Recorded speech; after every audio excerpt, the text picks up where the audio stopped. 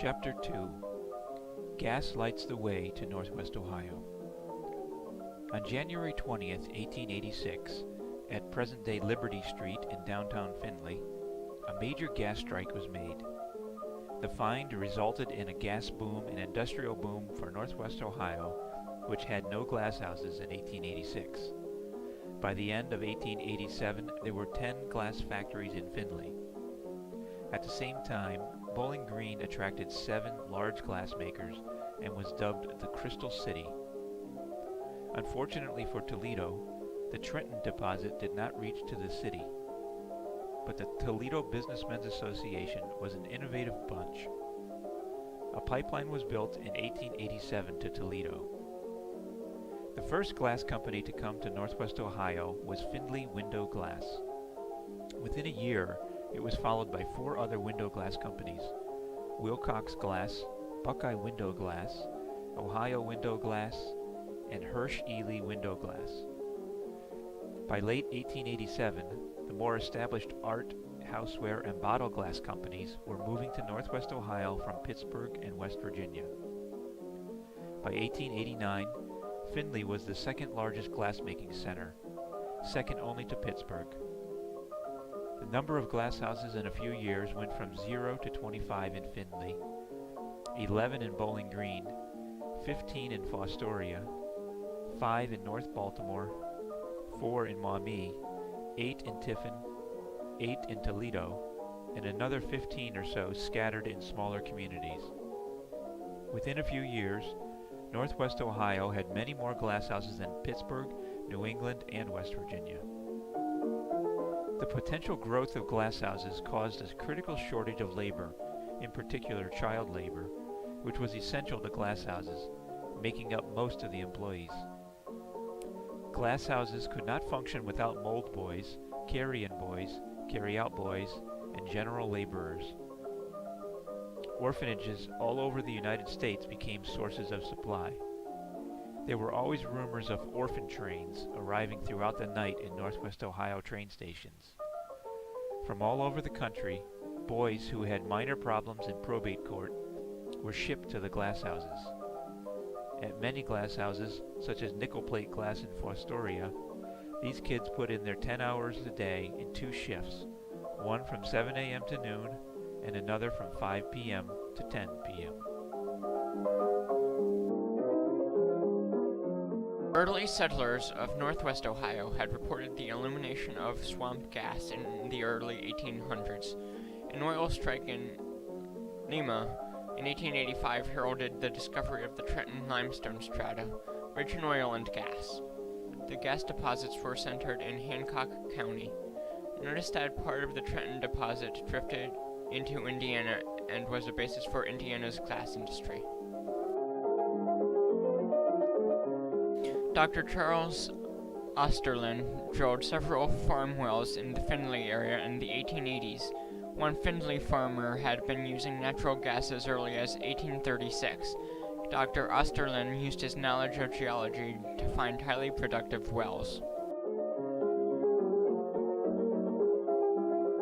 On January 20th, 1886, the Carg well struck gas in the middle of the village of Findlay. The location was on the south bank of the Blanchard River on Liberty Street. The light of the well could be seen as far as Toledo. The noise was deafening as 20 million cubic feet fed the flame every day. The well struck high-pressure gas at 1,000 feet in what was known as the Trenton limestone strata. Amateur geologist Charles Osterlin had found gas on his farm in 1884 prior to tapping the Great Carg Strike. Within months of the Carg gas strike, gas was being supplied to retailers at a cost of $3 a month. Gas lights for street, store, and homes burnt 24 hours a day. There were no pilot lights, valves, or meters. The Chamber of Commerce ran national advertisements offering free natural gas and land for factories to move to Findlay. By 1888, Findlay had attracted 72 factories, including 11 glass houses. By 1891, demand outstripped supply, and by 1895, the low gas pressure and dry wells ended the gas boom in Northwest Ohio. In In 1887, two rival Toledo companies, Toledo Natural Gas and Northwestern Gas, bought up Findlay Wells, proposing a pipeline to Toledo. Construction of the line started in the winter of 1887. On July 27, 1887, former President Rutherford B. Hayes opened the lines at Toledo's Grand Gas Celebration. The gas lines followed closely present-day I-75. The pressure in the pipelines dropped so low in the cold winter of 1888 that Libby Glass's pots had to be warmed by cutting wood. In December 1888, gas shortages caused hundreds of homes to go cold for days. The Dalzell Glass Works was one of the first glass companies and Findlay's longest-lived glass company, closing in 1901. The Dalzell brothers were glassmen from Wellsburg. Edward Gilmore was a Pittsburgh banker, and William Layton Jr. was the son of the famous New England Glass Company chemist William Layton, who invented pressed soda glass. The company produced crystal flint glass for lamps and fine tableware. Like his father, William Jr. helped Dalzell Glass become a leader in colored glass. The strange saddle-like molds were used for pressed glass manufacture. The great glass chemist William Layton came to run the operation from Hobbs Braconier of West Virginia. His father had been an expert in colored glass at New England Glass. The fine colored tableware of this operation was world famous.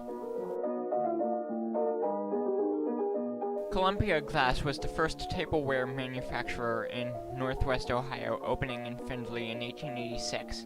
Formed by Pittsburgh glassmakers, Columbia was a major manufacturer of blown and pressed glass. David Jenkins, the president of Columbia, would form America's first glass trust, consisting of 17 companies throughout the United States. In 1890, the Findlay plant became known as United States Glass Company Factory J.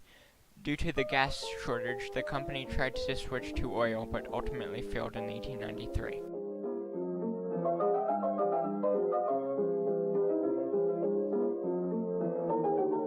This was one of 6 window glass companies that came to Findlay for free natural gas.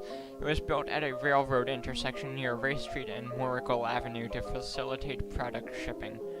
One of the many mobile wooden structures, in 1896, when the gas failed, it packed up to 25 rail cars and moved to Indiana.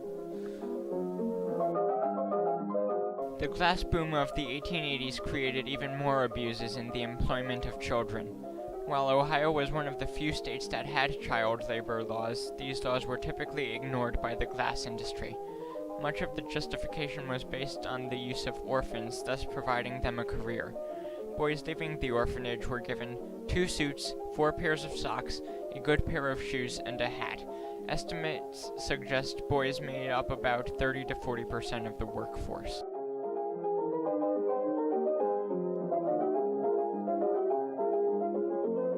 This was the first window company to build in Findlay in 1887. It was a wooden structure built quickly, and its 8-pot furnace operated less than a year. North Baltimore, Ohio was a railroad junction of the Baltimore and Ohio with the Toledo, Columbus, and Southern Railroad. Located north of Findlay in the Trenton gas field, it drew some of Northwest Ohio's first glass works. North Baltimore ran until 1900, when the low gas pressure forced it to pack up and move to Terre Haute, Indiana.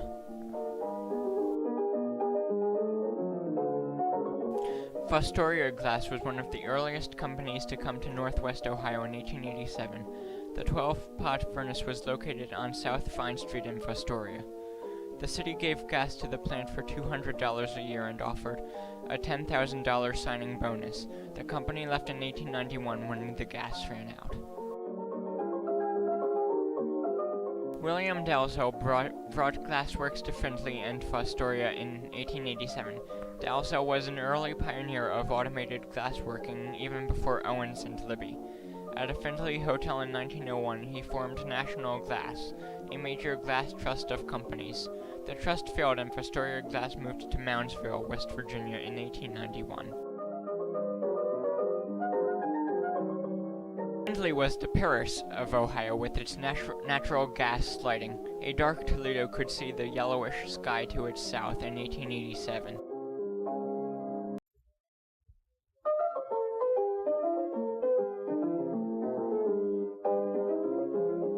During special events, the gas lighting was close to daylight.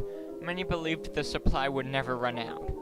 During these various celebrations, glass industry executives were brought in from New England, West Virginia, and Pittsburgh.